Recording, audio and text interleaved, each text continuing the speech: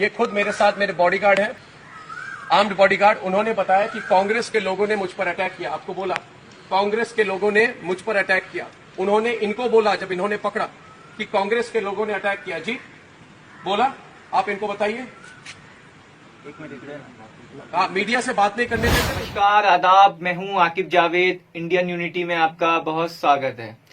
दोस्तों, कानून को लेकर कहा यह जाता है कि कानून के हाथ बहुत ही लंबे होते हैं, लेकिन दोस्तों जब खाकी वर्दी अपने एक्शन में आ जाए तो अच्छों की अक्ल ठिकाने लगा देती है। हम दिखाते हैं आपको अर्नब गोस्वामी की एक वीडियो जिसमें वो किस तरीके से अपने बॉडीगार्ड को प्रेशर दे रहे हैं कि तुम बताओ कि यूथ कांग्रेस के लोगों ने मुझ पर हमला किया है या नहीं किया है। आइए हम आपको पहले पूरी वीडियो दिखाते हैं। और मेरे साथ जो मुंबई पुलिस की मेरी सिक्योरिटी थी, उन्होंने मुझे बताया कि कांग्रेस के लोगों ने मेरे पे अटैक किया है। ये खुद है, आप आइए इधर। ये खुद मेरे साथ मेरे बॉडीगार्ड हैं, आर्म्ड बॉडीगार्ड। उन्होंने बताया कि कांग्रेस के लोगों ने मुझ पर अटैक किया। आपको बोला कांग्रेस के लोगों ने मुझ पर अटैक किया। उन्होंने इनको बोला जब इन्होंने पकड़ा कि कांग्रेस के लोगों ने अटैक किया। जी बोला, आप इनको बताइए।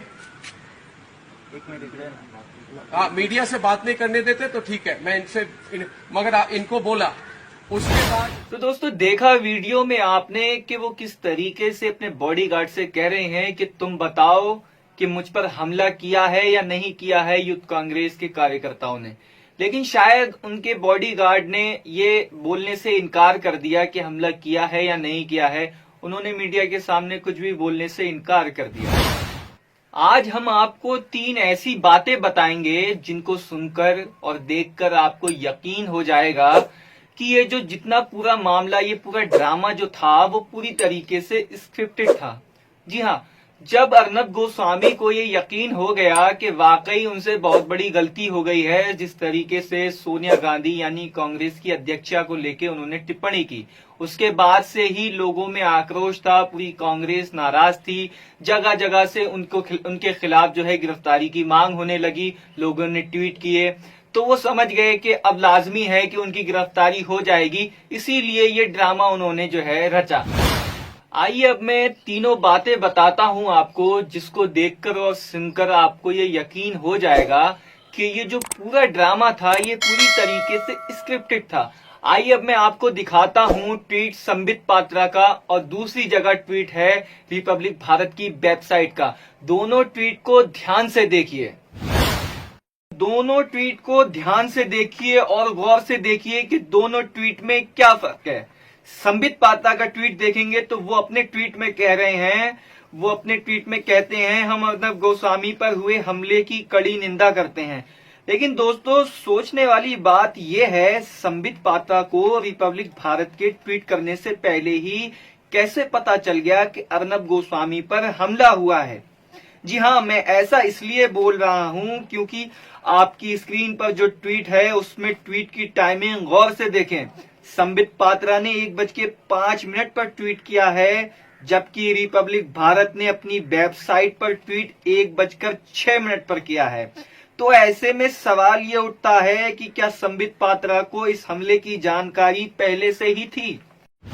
तो आपने दोनों ट्वीट देखे, दोनों में टाइमिंग का अंदाजा लगा लिया, देख लिया कि दोनों ट्वीट में 1 मिनट का फर्क है। तो क्या हम ये मान लें कि संबित पात्रा को ये पहले से ही पता था अर्नब गोस्वामी पे हमला हुआ है या हमला होने वाला है, क्योंकि उन्होंने रिपब्लिक भारत की वेबसाइट से पहले ही ट्वीट करके ये जानकारी दे दी कि अर्नब गोस्वामी पर हमला हुआ है। तो इसको देखकर ये कहा जा सकता है कि ये पूरा ड्रामा स्क्रिप्टेड था। आइए अब हम आपको दिखाते हैं दूसरा ट्वीट। ये ट्वीट है अशोक पंडित का। ये संबित पात्रा से भी 4 कदम आगे हैं। इन साहब ने तो 12:55 पर ही ट्वीट करके जानकारी दी है कि अर्नब गोस्वामी पर हमला हुआ है। मानो ऐसा लगता है कि हमले के वक्त ये वहीं पर मौजूद थे।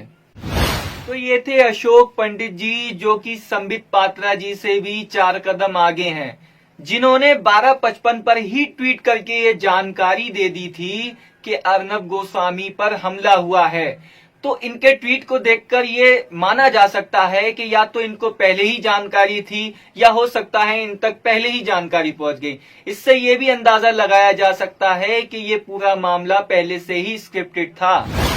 आइए अब हम आपको ट्वीट दिखाते हैं कांग्रेस पार्टी के सोशल मीडिया के नेशनल कोऑर्डिनेटर गौरव पंडी का। उन्होंने अपने ट्वीट में एक बहुत ही बड़ा दावा किया है। गौरव पंडी ने अपने ट्वीट में यह दावा किया है कि अर्नब गोस्वामी ने हमले के बाद जो वीडियो पोस्ट किया था वो वीडियो हमले से काफी देर पहले ही शूट किया गया था। मेटा डाटा के अनुसार ये वीडियो पहले ही शूट किया गया है, ऐसा उनका दावा है। तो दोस्तों देखा आपने कि किस तरीके से कुछ लोगों ने पहले ही ट्वीट किया और जिस तरीके से ये दावा किया गया है कि ये सारा मामला स्क्रिप्टेड था। और अब जो है अर्नब गोस्वामी को ये डर भी सता रहा है कि अब उनको शायद कोई ना बचा पाए, क्योंकि हर जगह से ही उनकी गिरफ्तारी की मांग चल रही है और चलनी भी चाहिए। एक देश की महिला को लेकर इतना सख्त और इतना बेकार भद्दा बयान जो उन्होंने दिया है, तो उसके बाद जाहिर है कि उनके ऊपर कार्रवाई तो होनी चाहिए। अब देखना यह है कि महाराष्ट्र सरकार उनके ऊपर क्या शिकंजा कसती है। दोस्तों अर्नब गोस्वामी की एक पुरानी वीडियो दिखाते हैं जो कि असम की है। आइए पहले वो वीडियो देखते हैं। And we came out 50 meters from his residence. We are stopped. Suddenly our ambassador car is stopped and there are people who are breaking the windows with trishuls. They are breaking the windows. All the windows are broken. It's almost as if there are trishuls all around, and I know this is very unsavory, but I must share with you the reality of life as I have seen it. When that happens, we are all told to reveal our religion. It's 50 meters from the Chief Minister's house. How it happened, I don't know. We said we are journalists. No, what is your religion? What is your religion? And thankfully, let me tell you, there was nobody from a minority community with us. But one of our people, we had our identity cards, press. My driver did not have a press card. And I was sitting in the front. I have an obsession with sitting in the front seat. I looked to my right, and I can see the look on my driver's face. When people talk about secularism, I have seen hate from up close. And I know that group of people could have killed him. He had a tattoo, he put a hair arm or something on his, it's not a tattoo, it's actually just an imprint that you put, which stays with you. He showed that and we walked out. But I saw for that moment. तो ये video Assam की एक public meeting की है जहां अर्नब गोस्वामी ये बता रहे हैं कि 2002 में गुजरात के गोधरा में जो दंगे हुए थे उस वक्त वो वहां पर रिपोर्टिंग करने के लिए गए थे और सीएम हाउस के पास उनकी गाड़ी पर बीजेपी के कुछ लोगों ने त्रिशूल और भालों से हमला किया। और वो ये भी बताते हैं कि हम लोगों को जो है बहुत सताया गया, हम लोगों से हमारी पहचान पूछी गई, हमारे आईडी कार्ड भी देखे गए और मेरे ड्राइवर के पास जो था कोई किसी तरीके की आईडी नहीं थी, तो हम लोगों को काफी दिक्कतें हुई। तो वीडियो में अर्नब जो बात कर रहे हैं वो पूरी तरीके से झूठ है। इसको एक्सपोज भी उनके editor in chief Rajdeep Sardesai ने किया। आइए 2017 का उनका ये ट्वीट देखते हैं। राजदीप ने अर्नब पर गंभीर आरोप लगाते हुए कहा, वाह मेरे दोस्त अर्नब दावा कर रहे हैं कि गुजरात दंगे के वक्त सीएम हाउस के पास उन पर हमला हुआ था। सच तो यह है कि वे गुजरात दंगे के वक्त वहां गए ही नहीं थे। राजदीप यहीं नहीं रुके और दूसरे ट्वीट में कह रहे हैं कि अर्नब वीडियो में जिस घटना का जिक्र कर रहे हैं वह सच्ची है, लेकिन हमला उन पर नहीं हुआ था बल्कि मुझ पर और मेरे साथियों पर हुआ था। तो देखा दोस्तों आपने, एक व्यक्ति पब्लिक मीटिंग में गला फाड़ फाड़ के ये कह रहा है कि 2002 के दंगों के वक्त गुजरात में मैं रिपोर्टिंग के लिए गया था, मुझ पे हमला हुआ था, बीजेपी पे निशाना साधा था उन्होंने उस वक्त। लेकिन दोस्तों इस बात में कितना दम है, कितनी सच्ची है, इसको एक्सपोज भी उन्हीं के दोस्त ने किया है और इस बात को पूरी तरीके से झूठ बताया। उन्होंने ये तो कहा कि ये बात बिल्कुल ठीक है कि हमला हुआ था, लेकिन हमला अर्नब पे नहीं हुआ था बल्कि खुद मुझ पे हुआ था। राजदीप सरदेसाई का कहना है कि हमला मुझ पे और मेरे कुछ साथियों पे हुआ था। तो दोस्तों आप देख सकते हैं कि अर्नब नाम का ये बंदा कितना सच्चा है, कितना झूठा है। जो इल्जामात वो लगा रहे हैं यूथ कांग्रेस के ऊपर इस दौरान, वो कितने सच हैं, कितने झूठ हैं, आप अंदाजा लगा सकते हैं। और इस व्यक्ति को कौन नहीं जानता है कि ये नफरत फैलाने के मामले में कितने पहुंचे हुए व्यक्ति हैं, और किस तरीके से ये जो जब डिबेट चलती है और हिंदू मुस्लिम की डिबेट चलती है तो ये अपने शब्दों को कैसे इस्तेमाल में लाते हैं, ये किसी से छिपा हुआ नहीं है।